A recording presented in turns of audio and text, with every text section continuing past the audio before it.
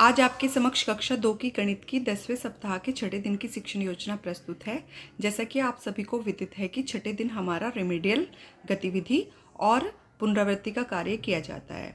तो पिछले 3 दिन में 3 शिक्षण योजनाओं को हमने 4 दिन में बच्चों को समझाया।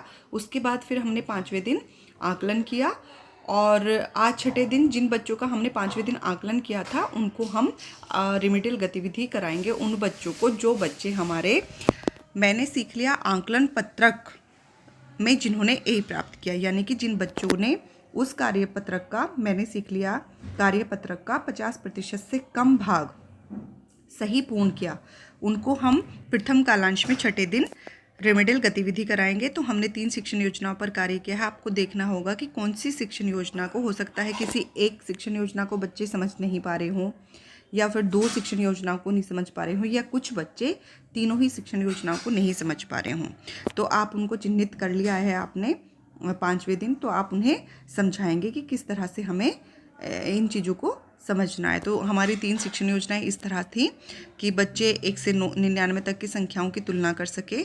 दूसरी थी कि बच्चे 1 से 99 तक की संख्याओं को आगे और पीछे के क्रम में गिन और लिख सके। और तीसरी शिक्षण योजना थी कि बच्चे स्थिर अंतराल में 2, 3, 4, 5, 10, 20 के अंतराल में गिनती बोल और लिख सके। तो यहाँ पर हमारी ये अभ्यास गतिविधियाँ हैं, आप चाहें तो इनका भी प्रयोग कर सकते हैं। परिवेश से लेकर कोई भी हम TLM का प्रयोग करेंगे जो भी हमारे पास उपलब्ध होगा। और इन तीनों शिक्षण योजनाओं के अलावा अगर अभ्यास गतिविधि के अलावा अगर आपके पास भी कोई ऐसी गतिविधि है जिससे कि बच्चे अच्छी तरह से सीख सकते हैं तो आप उसका भी प्रयोग कर सकते हैं। आप यहाँ ध्यान रखेंगे कि जो भी बच्चे हमारे A प्राप्त कर पा रहे हैं उनको हमें B ग्रुप के बच्चों के साथ लाना है। तो आप यहाँ पर प्रथम कालांश में A ग्रुप वाले बच्चों के साथ रेमेडियल गतिविधि कराएंगे। और जो हमारे B ग्रुप के बच्चे हैं, यानी कि जिन्होंने उस मैंने सीख लिया आकलन पत्रक का 50% से ज़्यादा भाग पूर्ण कर लिया था, उनको हम साप्ताहिक अभ्यास कार्यपत्रक भरवाएंगे, जो कि इस तरह से होगा। यहाँ पर पहले प्रश्न में लिखा हुआ है कि रिक्त स्थानों पर सही संख्या लिखें।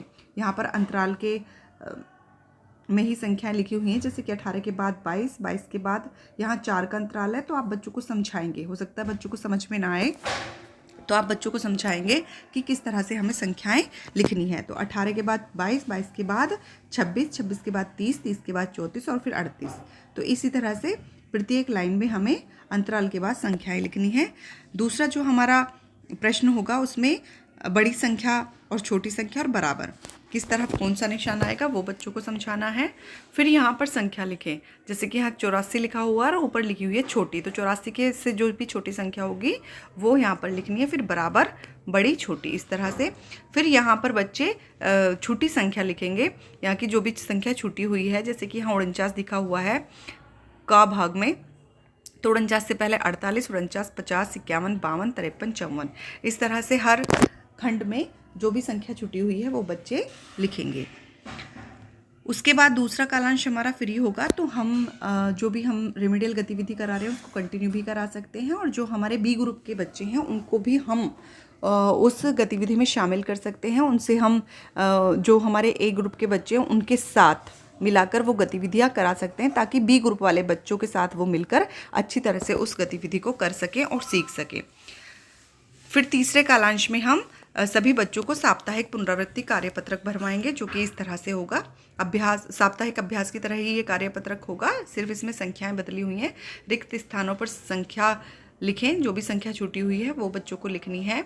यहाँ पर सही निशान लगाएंगे बच्चे कि किस तरफ कौन सा निशान आएगा, कहाँ पर बराबर का निशान लगेगा।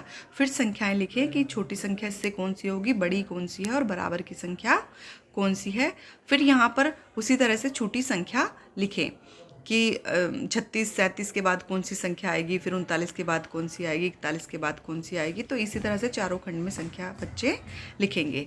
तीनों कालांश में कार्य कराने के बाद फिर आप बच्चों को बताएंगे कि गृह कार्य पत्रक है ये हमारा, इसको हमें घर से करके लाना है। तो यहाँ पर बच्चे, यहाँ पर बंडल बने हुए हैं, तो बच्चे यहाँ पर छोटी संख्या के आगे सही का निशान लगाएंगे और बड़ी संख्या के आगे दूसरे प्रश्न में सही का निशान लगाएंगे। तीसरे प्रश्न में हमें चिन्ह लगाकर संख्याओं की तुलना करनी है कि चिन्ह किस तरफ आएगा। संख्याओं के क्रम को पूरा करें। प्रश्न नंबर 4 में संख्याओं के क्रम को पूरा करना है कि कौन सी संख्या आएगी। उसके बाद प्रश्न 5 है, यहाँ पर एक